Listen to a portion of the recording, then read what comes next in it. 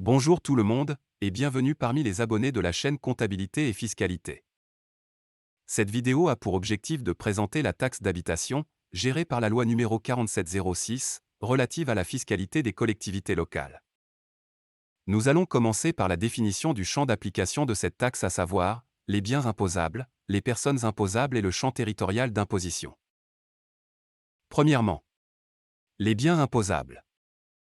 La taxe d'habitation porte annuellement sur les immeubles bâtis et constructions de toute nature, occupés en totalité ou en partie par leurs propriétaires à titre d'habitation principale, ou secondaire, ou mis bénévolement, par les dits propriétaires, à la disposition de leurs conjoints, ascendants, ou descendants, à titre d'habitation.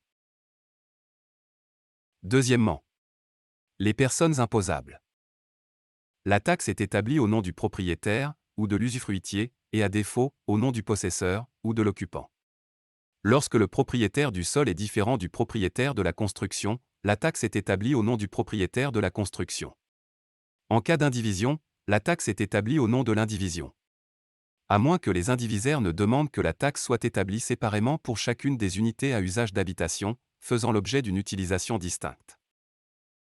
Finalement, le champ territorial d'imposition.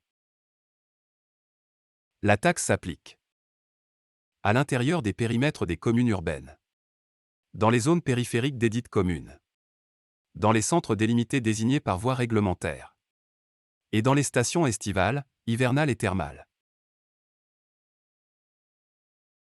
Passons maintenant aux exonérations et réductions. Les exonérations permanentes. Elles sont énumérées dans l'article 22.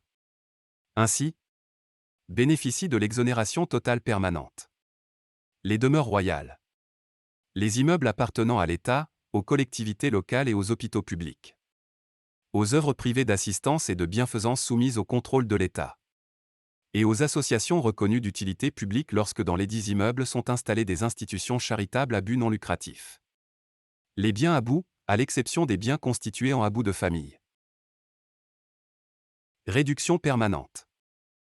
Est réduit de moitié le montant de la taxe d'habitation applicable aux immeubles situés dans l'ex-province de Tanger. Exonération temporaire. Les constructions nouvelles réalisées par des personnes au titre de leur habitation principale, pendant une période de 5 années suivant celle de leur achèvement. Détermination de la valeur locative. La taxe d'habitation est assise sur la valeur locative des immeubles, déterminée par voie de comparaison par la commission de recensement prévue à l'article 32 de la loi 4706.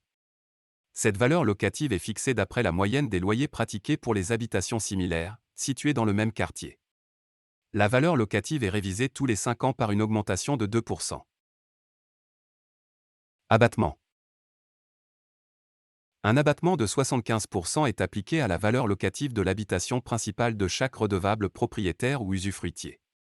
Cet abattement s'applique également à la valeur locative de l'immeuble occupé à titre d'habitation principale par le conjoint, les ascendants ou descendants en ligne directe au premier degré, les membres des sociétés immobilières, les co-indivisaires pour le local qu'il occupe à titre d'habitation principale, les Marocains résidant à l'étranger pour le logement qu'ils conservent à titre d'habitation principale au Maroc, occupé à titre gratuit par leurs conjoints, leurs ascendants ou descendants en ligne directe au premier degré.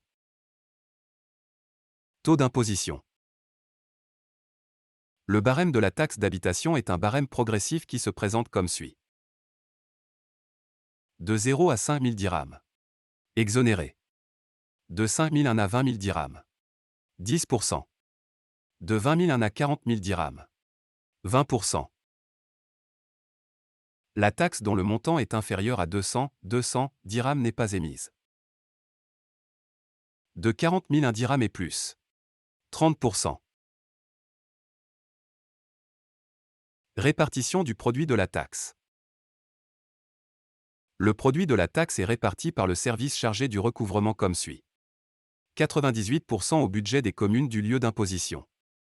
2% au budget général au titre de frais de gestion. Obligation des contribuables. Les contribuables soumis à la taxe d'habitation sont tenus de déposer des déclarations en cas de changement d'un élément ayant une incidence sur l'imposition de ladite taxe. Il s'agit notamment de la déclaration d'achèvement de construction, de changement de propriété ou d'affectation des immeubles et la déclaration de vacances. Premièrement, la déclaration d'achèvement de construction, de changement de propriété ou d'affectation des immeubles.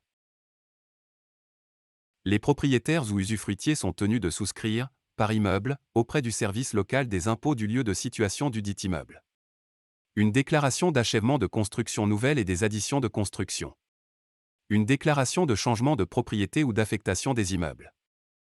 Ces déclarations, établies sur ou d'après un imprimé modèle de l'administration, doivent être souscrites au plus tard le 31 janvier de l'année suivant celle de l'achèvement des travaux ou du changement. Le contribuable est tenu d'indiquer la consistance de l'immeuble, sa nature, la date et le motif des travaux ou des changements et, le cas échéant, l'identité du nouveau propriétaire. Déclaration de vacances. Les propriétaires ou usufruitiers concernés sont tenus de souscrire, par immeuble, auprès du service local des impôts du lieu de situation du dit immeuble, une déclaration de vacances. Cette déclaration, établie sur ou d'après un imprimé modèle de l'administration, doit être souscrite au cours du mois de janvier de l'année suivant celle de vacances en indiquant la consistance des locaux vacants, la période et le motif de la vacance justifiée par tout moyen de preuve. Cette déclaration vaut demande de décharge.